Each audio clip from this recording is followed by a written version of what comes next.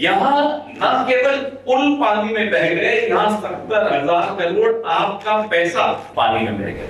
अपराध तो बहुत होते, पाप, ये पाप है। बच्चों का भोजन चुरा ले तो भगवान माफ नहीं करता। हमसे कागज मांगते हैं, खुद कागज, हिसाब किताब के कागज नहीं दे पाते, ये वो लोग।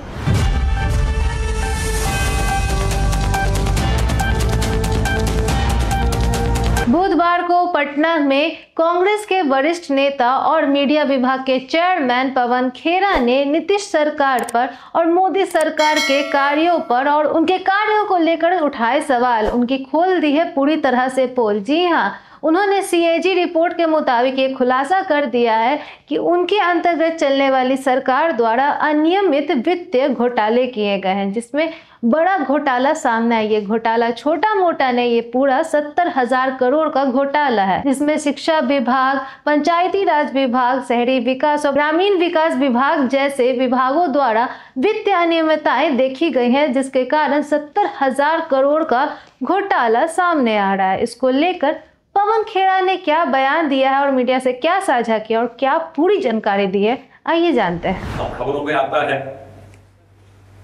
पुल गिर गए, पानी में बह गए। यहाँ न केवल पुल पानी में बह गए, यहाँ 70,000 करोड़ आपका पैसा पानी में बह गए। और जो मोदी जी आकर दोनों हाथ यूं करके बोलते थे ना, कितना पैसा दूं बिहार को, 50,000, 1 लाख, 1.25 लाख करोड़। उस 1.25 लाख करोड़ में से 70,000 तो ये पट गए।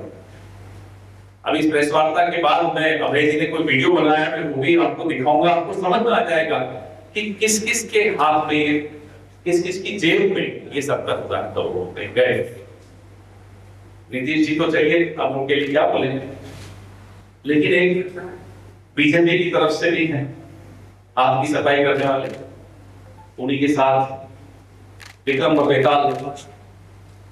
तो वो जो बेताल है उन्होंने कितना लिया वो सब आपको भी इसमें मालूम पड़ेगा। पंचायती राज विभाग इसमें अग्रणी रहे, सबसे ज्यादा घोटाला पंचायती राज विभाग, उसके बाद शिक्षा विभाग, शहरी विकास, ग्रामीण विकास, कृषि विभाग। बच्चों के मिड डे मील स्कीम को जो न छोड़े, उससे बड़ा पापी अपराध नहीं, पापी और कौन हो सकता है। अपराध तो बहुत होते, पाप, ये पाप है। बच्चों का भोजन चुरा ले उसको भगवान माफ नहीं करता, तो बिहार की जनता कैसे माफ करे। ये जो कुल बजट है बिहार का, ये 70,000 करोड़, उसका 1/3 हिस्सा है, 1/3। सोचिए कितनी बड़ी रकम है। इस 70,000 करोड़ में कितने अस्पताल बन सकते थे, कितने ईमानदारी से पुल बना सकते थे, स्कूल बना सकते थे, बच्चों को शिक्षित कर सकते थे, कॉलेज बना सकते थे, क्या क्या नहीं हो सकता था इस 70,000, लेकिन नहीं हुआ। क्यों? क्योंकि 70,000 करोड़ बन गए, चोरी हो गए, डाका हो गया। ये वो लोग हैं जो मेरे से और आपसे बर्थ सर्टिफिकेट मांगते हैं और खुद यूटिलाइजेशन सर्टिफिकेट नहीं दे पा रहे। हमसे कागज मांगते हैं, खुद कागज, हिसाब किताब के कागज नहीं दे पा रहे, ये वो लोग। मक्कारी देखिए, डाका भी डालते हैं, सीना जोड़ी भी करते हैं, और ये भरोसा क्यों आता है? ये भरोसा इसलिए आता है क्योंकि इनको लगता है कि चुनाव आयोग अब इनकी जेब में है, ये कितना ही डाका डाल दे, कितनी चोरी कर ले, इनका कोई बाल बांका नहीं कर सकता। लेकिन ये जानते नहीं है, ये बिहार का मीडिया है, ये बिहार की भूमि है, ये क्रांतियों की भूमि है।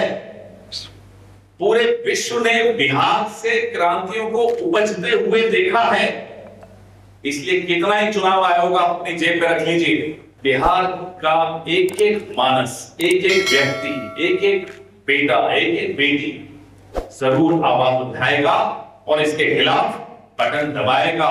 अरे क्यों सीएजी? हो सकता है कोई अच्छे लोग होते हैं, अभी भी बच्चे हो जो डरते नहीं होंगे, काश ऐसे लोग चुनाव आयोग में भी होते, निडरता से एक रिपोर्ट निकाल दी। हमें बड़ी चिंता भी है सीएजी, अब हमें बड़ी चिंता है उनकी जान माल ठीक रहे, सुरक्षित रहे। हम तो चाहते हैं उनको सुरक्षा भी मिले। अब क्या पता है, इनका कोई भरोसा नहीं। बिहार के जब भी, अब आप लोग तो पत्रकार हैं, बहुत घूमते हैं, पूरे राज्य में घूमते हैं, जब भी किसी जर्जर पुल पर गुजरो, जब भी किसी सरकारी इमारत को खंडर बनते हुए देखो, जब भी किसी अस्पताल की अव्यवस्था देखो, जब भी स्कूल की बिल्डिंग गिरते हुए देखो, समझ जाना कि 70,000 करोड़ हजम हुए हैं। और माफ मत करना, क्योंकि आप इन्हें अगर माफ कर देंगे तो इस बार तो 70,000 है, अगली बार 1,40,000 हो जाएगा, पता ही नहीं चलेगा। इसलिए मैं आपके माध्यम से और सारे आंकड़े विभागवार, मैं अभय जी को और राजेश भाई को आग्रह करूंगा कि प्रेस नोट आप सबके बीच सर्कुलेट करें, विभागवार सारे आंकड़े आपके सामने। आज मैं बिहार को एक खुशखबरी देने और बधाई देने। खुशखबरी ये है, ये एक ऐसी चीज हुई है जिसका एहसास बिहार के लोगों को नहीं है। विकास हो गया, ऐसा 100% विकास हो गया, पुल बन गए, पानी, बिजली, सब कुछ हो गया, शिक्षा, लेकिन लोगों को नहीं पता चला। लोगों को नहीं पता चला क्योंकि सरकार के पास हिसाब ही नहीं। ये एक अनोखा प्रयोग हुआ है बिहार में, बिहार की सरकार के हाथों हुआ है, जिसका खुलासा सीएजी रिपोर्ट में 70,000 करोड़, कितने जीरो होते हैं या बीजेपी वालों से पूछे, उनको मालूम है, हमें नहीं मालूम। 70,000 करोड़ में जीरो के 70,000 करोड़ रुपए का घोटाला मोदी और नीतीश कुमार की सरकार ने किया। ये सीएजी रिपोर्ट कह रही है, हम नहीं है। और ये जो पैसा है, कोई प्रोजेक्ट होता है, वो प्रोजेक्ट में जब खर्चा होता है, कोई विभाग उसमें खर्चा करता है, तो यूटिलाइजेशन सर्टिफिकेट देना पड़ता है। तो जैसा कि आपने देखा, पवन खेरा ने नीतीश सरकार और मोदी सरकार पर आरोप लगाते हुए कहा है कि उनके नीचे ही, नाक के नीचे ही ये पूरा घोटाला हुआ है, वित्तीय अनियमितता हुई है, जो कि शहरी विकास, ग्रामीण विकास विभाग, पंचायती राज विभाग, शिक्षा विभाग जैसे कई विभागों द्वारा अनियमित वित्तीय के कारण हुआ है, जिस कारण से बड़ा घोटाला सामने आया है, जो कि बिहार की अर्थव्यवस्था पर काफी बड़ा असर डाल सकता है। और इस बार बिहार में विधानसभा चुनाव भी है, तो इसको मद्देनजर रखते हुए क्या असर पड़ता है इन आरोपों का जो पवन खेरा ने लगाया है नीतीश सरकार पर, वर्तमान की सरकार पर, ये देखना काफी दिलचस्प होगा। अभी तक एनडीए सरकार के किसी भी नेता द्वारा या वर्तमान की सरकार द्वारा कोई भी ऐसी प्रतिक्रिया सामने नहीं आई इस बड़े घोटाले को लेकर, लेकिन आखिर देखना दिलचस्प होगा कि इस पूरे घोटाले को लेकर क्या प्रतिक्रिया या क्या कार्रवाई होती है, ये देखना काफी दिलचस्प होगा। वैसे आपकी इसको लेकर क्या राय है, कमेंट बॉक्स में साझा करो। और इस बार बिहार में विधानसभा चुनाव है, तो इस प्रकार का घोटाले का खुलासा काफी गंभीर मुद्दा सामने खड़ा करता है। अब ये मुद्दा कौन सा नया मोड़ लेता है, आगे देखना काफी दिलचस्प होगा। तब तक के लिए बने रहे एकदम कड़क के साथ, सब्सक्राइब करें, बेल आइकन प्रेस करना ना भूलें ताकि आपसे कोई भी अपडेट मिस ना हो जाए। बने रहे एकदम कड़क के साथ, धन्यवाद।